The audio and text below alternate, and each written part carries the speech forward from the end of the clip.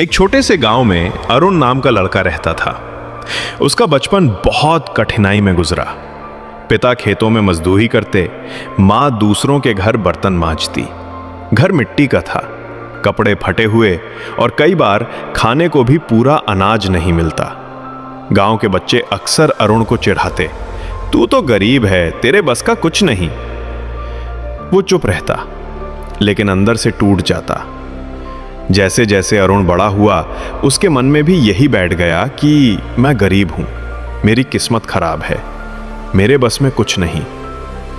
वो पढ़ाई में अच्छा था, लेकिन हमेशा सोचता कि आगे पढ़ाई का क्या फायदा, आखिरकार मुझे तो मजदूरी ही करनी है। धीरे धीरे उसकी सोच नकारात्मक होती गई। एक दिन गांव में एक बुजुर्ग अध्यापक आए।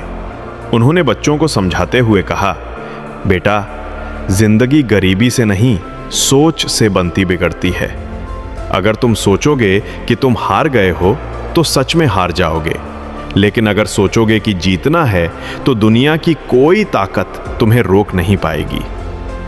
ये बातें अरुण के दिल में उतर गईं। उसने सोचा, अब तक मैं खुद को गरीब मानकर जी रहा था, अगर सोच बदल दूं तो क्या सच में जिंदगी बदल सकती है?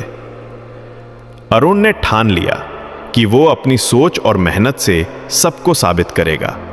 वो सुबह मजदूरी करता और शाम को पढ़ाई। रात में लालटेन की रोशनी में किताबें पढ़ता।